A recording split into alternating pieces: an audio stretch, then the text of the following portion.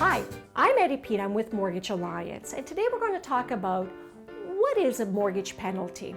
Unfortunately, if you break your mortgage, there's going to be a stiff penalty, and the only thing that I like stiff is a stiff drink. But let's explain what your consequences will be when you break your mortgage. It is called either the 3-month penalty or the IRD, which is called the interest rate differential. It really depends on the type of mortgage product that you have.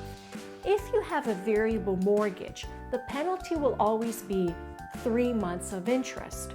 Unfortunately, if you're in a fixed mortgage product, the bank will charge you whichever is greater, the 3 months or the interest rate differential. It's kind of hard to explain this to a client, but let's take some fundamental, simple basics here. So let's say a customer actually has a mortgage of $100,000 and you're currently paying 5%. And say today's interest rates are at 3%. The spread between 5 and 3 is 2%. And you currently owe $100,000, so that's $2,000 per year. Now you have 2 years remaining on your term. The bank will times the $2,000 times the 2 years, which will equate to $4,000. If it was 3 months of interest, it actually equates to $1,250. There's a huge fundamental difference. And a lot of people think that on a fixed rate that the bank will charge only the 3 months. No, the bank has the right to actually charge you the interest rate differential. And of course the customers will say, well, why? Well, let's explain something.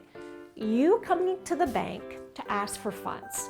The bank, believe it or not, does not have money. The bank will actually have to go outside to get those funds to invest it with you. So you are paying the bank at 5%.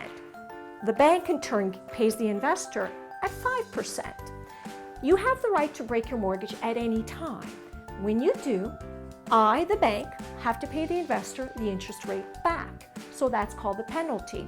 So if you have to pay a penalty of $4,000, I have to give that money back to this individual because those funds that he gave me was not to invest in your mortgage per se, but perhaps to someone else.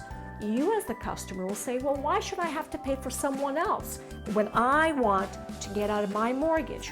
Well, believe it or not, those funds are intertwined with someone else's because you are paying the bank 5%. I, in turn, the banker, actually had to get those funds to give it to you or to your next door neighbor. So understand the fundamentals between a fixed and a variable. The moral of the story is always go with the variable mortgage. Why? It's because the exit strategy is up front. It's easier, it's a softer blow. The penalty is only 3 months versus a fixed rate. It's stiffer and you will get charged the interest rate differential. So know your differences, know your choices. Thank you. Mortgage Alliance.